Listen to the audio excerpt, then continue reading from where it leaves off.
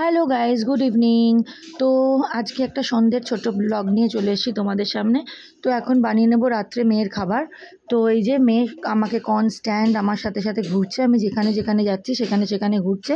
তো 8 রকমের সবজি কেটে নিয়েছি, ভালো করে ধুয়ে নিয়েছি। এবার প্রেশার কুকারে একটু তেল আর 5 ফোড়ন দিয়ে সবজিগুলোকে নেড়ে অল্প অল্প, আমি ওর রান্নায় বেশি মশলা দিই না, খুব অল্প মশলা দিয়ে ও রান্নাটা আমি করে নেব।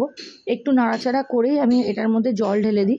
জল ঢেলে আমি জাস্ট একটু নুন, হলুদ আর মিষ্টি, এই 3টে জিনিস দিয়ে প্রেশার কুকারে সিটি দিয়ে দিই। বেশ অনেকগুলো সিটি দিয়ে মানে বেশ স্ম্যাশ, যাতে একদম নরম মতন হয়ে যায় সেরকম করে ওর সবজিটা করি। আর একটা কাঁচা লঙ্কা দিয়ে দিলাম। তো এইটাই ওর একটা সিম্পল রান্না, শুধু এই সবজিটাই ও রাত্রিবেলা খাবে। তো এরপর আমি আমার রান্নাটা করে নেবো রাতে।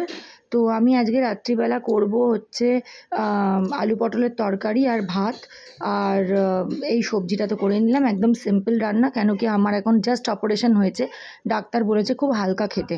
তো এবার এই প্রেশার কুকারে সিটিটা মারবে, ততক্ষণ আমি আলু পটলটা কেটে নিলাম। আর মেয়ে আমার কাছে এসে মাম্মা মাম্মা মাম্মা করছে। আর ওকে আমি যতই বাসন দিয়ে খেলা দিয়ে বসাচ্ছি, কিন্তু ও আমাকে ধরে দাঁড়িয়ে থাকবে। এইটাই, ও আমার সাথে সাথে থাকবে, কিন্তু বিরক্ত আমাকে করে না, কিন্তু আমার সঙ্গে সঙ্গে থাকবে।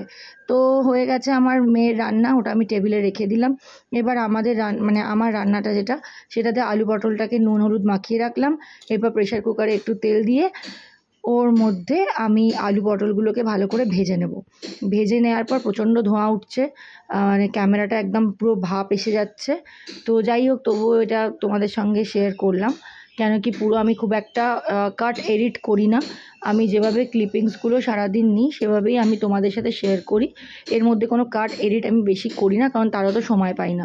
গোটা গরম মশলা দিয়ে দিলাম, এর মধ্যে ওই ছোটো এলাচ, দারচিনি আর লবঙ্গ আছে, একটু আদা থেতো করে দিয়ে দিলাম। আর যেহেতু এটা মেয়ে খাবে না, সেই জন্য একটুখানি টমেটো কন্টিনেন্টাল সস অ্যাড করে দিলাম।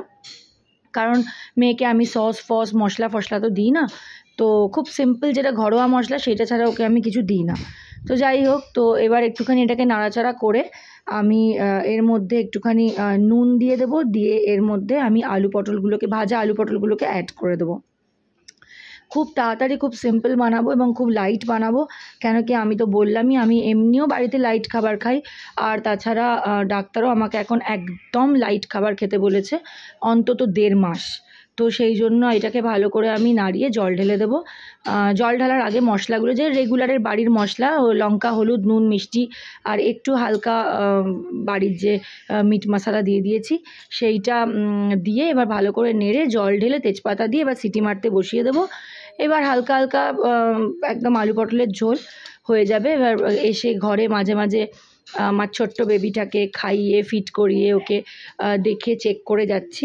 আর এদিকে আমার রাতের রান্না কমপ্লিট, আলু পটলের তরকারি, ভাত আর মেয়ের সবজি। ইতিমধ্যে আমি মেয়েকে খাইয়ে ছেলে মেয়েকে দুজনকেই ঘুম পাড়িয়ে দিয়েছি, অন্ধকার করে দিয়েছি। এবার আমি খেয়ে নেবো রাত্রিবেলা, আর খেয়ে ধপাস করে শুয়ে পড়বো রাতের ওষুধগুলো খেয়ে। দেখা হবে তোমাদের সাথে কাল সকালে, ততক্ষণের জন্য টাটা।